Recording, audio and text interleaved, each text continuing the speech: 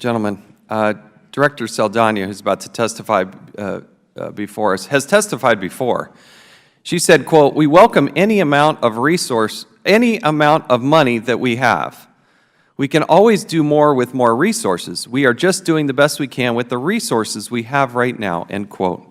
Except in June of 2015, Department of Homeland Security leadership took $113 million from ICE's enforcement budget and asked Congress to reprogram it to other DHS components with no role in immigration enforcement. Further, in the latest budget justification, Homeland Security seeks $185 million less for deportation and transportation.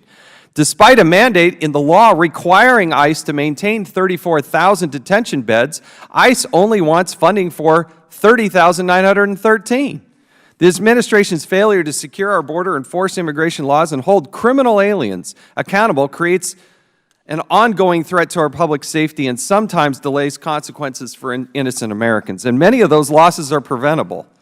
The numbers became real in February of 2015 in the National Security Subcommittee hearing. During the hearing, we heard testimony from Mr. Jamil Shah, whose 17-year-old son was murdered by Pedro Espinoza, an alien living in the United States illegally. Mr. Espinoza had been released from jail on a conviction for brandishing a weapon before the Shah slaying. This is a weapons conviction. We also heard from Mike Roenbeck, the uncle of Grant Roenbeck. Grant was 21 years old when he was killed in Mesa, Arizona while working an overnight shift at a local convenience store. Guys just working at the convenience store late at night, trying to do the right thing.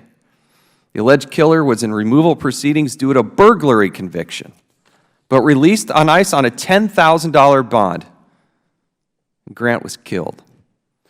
The Roenbeck and Shaw families are not the only victims of crimes committed by aliens unlawfully present in the United States. Today, we continue to put names and faces with individuals whose lives were changed forever by the death of a family member killed by a convicted criminal alien. The common thread among these stories we're about to hear today is that each of them were preventable. If ICE had only followed the law, it is highly likely that these witnesses would not be sitting here today grieving the loss of another loved one. And I thank the family members that will be joining us on the second panel. They are heart-wrenching stories, and it was preventable. It didn't have to happen. You could have deported them, and you chose not to. And it's just infuriating. My time's expired. Let me recognize the ranking member, Mr. Cummings, for his opening statement. Thank you very much.